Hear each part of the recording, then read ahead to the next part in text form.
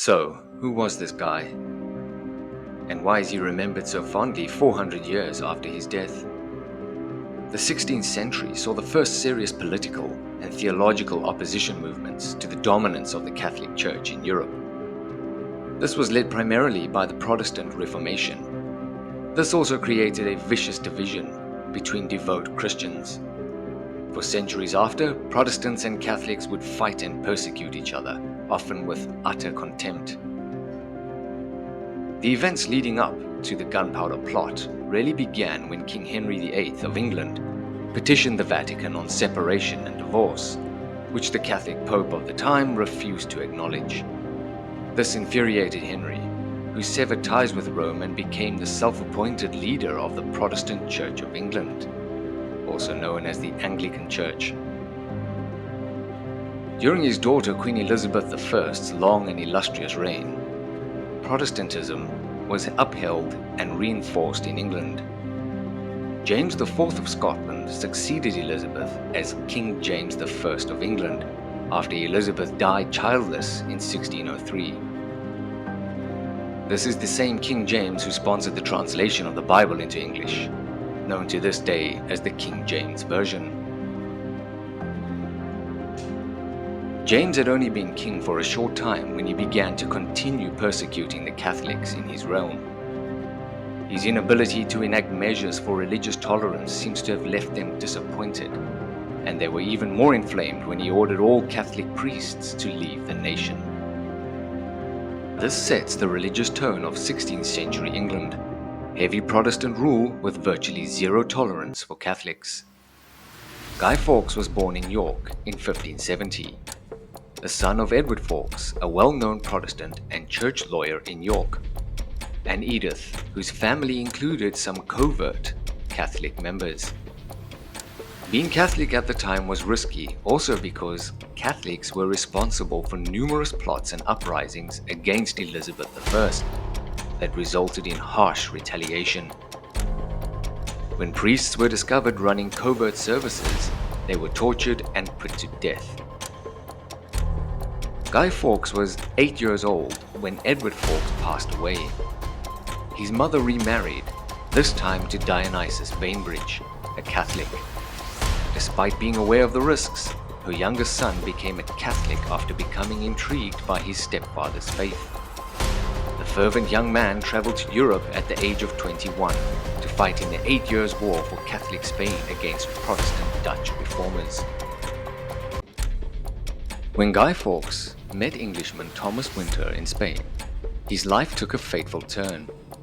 Under the leadership of his cousin, Robert Catesby, Winter was looking for people to join a group of Catholic conspirators located in England.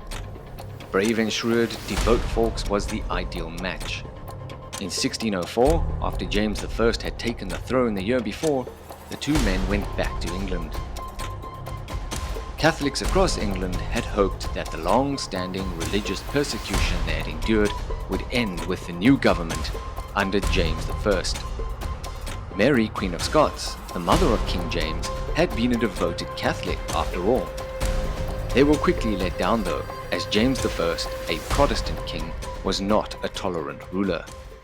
Guy Fawkes was now one of many co-conspirators who chose to take severe action. Under the leadership of Robert Catesby, a group of Roman Catholic gentlemen and nobles plotted to bring about the end of the Protestant king and government with a holy bang. They intended to employ 36 barrels of gunpowder, carefully positioned in the cellars beneath the Palace of Westminster, to blow up the king, queen, church leaders, various aristocrats, and both houses of Parliament. The scheme almost worked. The king, his family, and his Protestant preachers were all spared assassination only because of an anonymous letter sent in late October to Lord Monteagle, warning him to stay away from Parliament as he would be in danger. Around midnight on Monday the 4th of November, royal soldiers were ordered to search the House of Lords, and early on November 5th, Fawkes was found in the cellars with 36 badly concealed barrels of gunpowder, a fuse, a small lantern, and a box of matches. Guy Fawkes revealed the identities of his fellow conspirators while being tortured in the Tower of London. Soldiers killed Thomas Percy, Catesby, and 3 of the other people from the group in the Midlands where they were hiding as they tried to flee. The remaining 8 were held captive in the Tower of London before being convicted and put to death for high treason. They were all hung, drawn, and quartered, the delightful English mode of death that William Braveheart Wallace had originally suffered nearly 3 centuries before. Hanged, drawn, and quartered meant victims were dragged on wooden hurdles behind a horse to the place of execution, where they were first of all hanged, then their genitals were removed, they were disemboweled and then beheaded. Their bodies were finally quartered, the severed pieces often displayed in public. Fawkes, who was already the most famous of all the plotters, was the last to go up the gallows. According to a contemporary account, last of all came the great devil of all, Guy Fawkes alias Johnson, who should have put fire to the powder. His body being weak with torture and sickness, he was scarce able to go up the ladder. Yet with much ado, by the help of the hangman, went high enough to break his neck by the fall. He made no speech, but with his crosses and idle ceremonies, made his end upon the gallows and the block, to the great joy of all the beholders, that the land was ended of so wicked a villainy.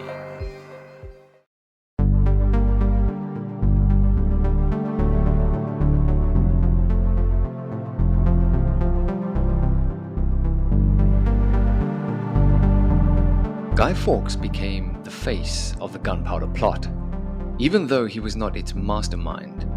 It just so happened that he was the first one who was apprehended, the first conspirator to be carried to the Tower of London, and the last to be put to death. In January 1606, James I passed a Thanksgiving Act to celebrate the failure of the gunpowder plot and his deliverance from danger, called the observance of 5 November Act 1605. It involved a special church service, bonfires, and fireworks. It remained in force until 1859, although celebrations still take place today. An effigy of the Pope used to be put up over a bonfire and paraded through the streets, in some places since 1673, until the early 19th century. This represented ongoing prejudice against Catholics.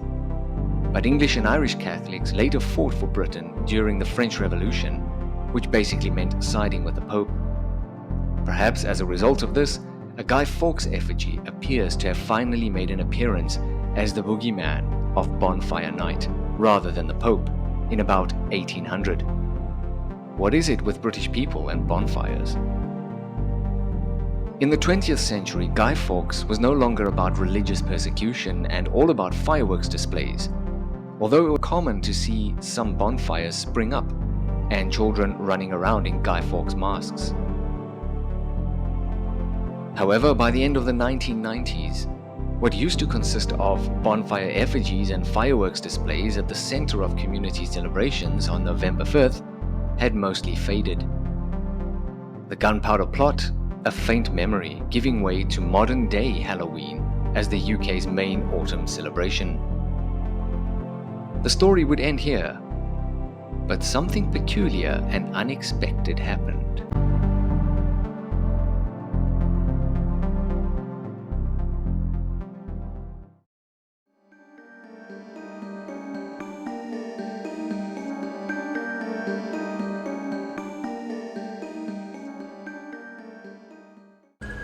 In the 1980s, a comic series and graphic novel written by Alan Moore and illustrated by David Lloyd depicted an anarchist hero who wears a stylized Guy Fawkes mask.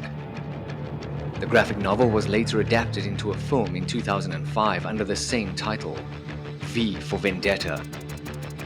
The novel and film transformed Guy Fawkes from a Catholic villain of 1605 convicted of high treason into a symbol of the present-day fight for freedom. The main character from the film, V, succeeded in his plot, where the original Guy Fawkes failed. The film has aged significantly well, in light of current events in both Britain and the world in general. The film version reignited the image of Guy Fawkes, and 400 years after the gunpowder plot in London, the stylized mask of Guy Fawkes has now become a symbol of anti-establishment groups and protesters around the world.